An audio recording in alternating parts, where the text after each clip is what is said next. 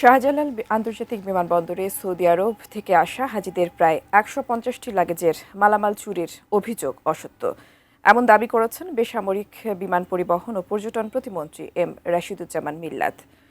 তিনি আরও জানান, এবছরই বিজয় দিবসে বিমানবন্দরের 3rd টার্মিনাল উদ্বোধন হবে। আর গ্রাউন্ড হ্যান্ডলিং ব্যবস্থাপনা নিয়ে জাপানের সঙ্গে চুক্তি হবে 19 জুলাইয়ের মধ্যে।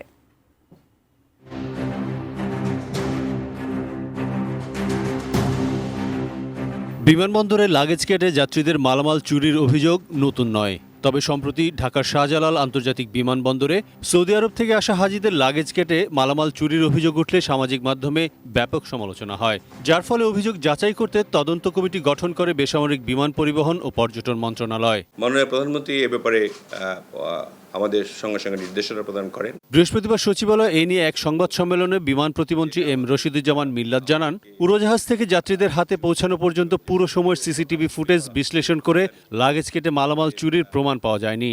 32 ইঞ্চি জেভিকো টিভি এখন মাত্র 15,000 টাকায়, সাথে পাচ্ছেন 3 বছরের প্যানেল ওয়ারেন্টি। লাগেজ বিমান থেকে নামা থেকে আরম্ভ করে এবং আপনার বেল্ট পর্যন্ত আসার যে টোটাল ভিডিও চিত্রটিও রয়েছে, সেখানে দেখলে আপনারা বুঝতে পারবেন যে এ ধরনের কোনো ঘটনা ঘটেনি। সিকিউরিটি স্ক্যানিংয়ে সন্দেহ হলে অনেক সময় লাগেজ খোলা হয় জানিয়ে প্রতিমন্ত্রী বলেন, এক্ষেত্রে বাংলাদেশ প্রান্তে কিছু হয়নি। কোনো হাজিও মালামাল খোয়া যাওয়ার অভিযোগ করেননি বলে জানান তিনি। 4-5টা লাগেজ কাটা ছিল, ড্যামেজ ছিল 21টি টোটাল, এবং তাতে আপনার এটা কোনো মিসিংয়ের কোনো অভিযোগ ছিল না। হাজি সাহেবরা কোনো কমপ্লেন করেননি, তাদের কোনো কমপ্লেন, কোনো লিখিত কমপ্লেন না, মৌখিক কমপ্লেনও করেনি। একজন লোক সামাজিক যোগাযোগের মাধ্যমে এটাকে পোস্ট করেছেন।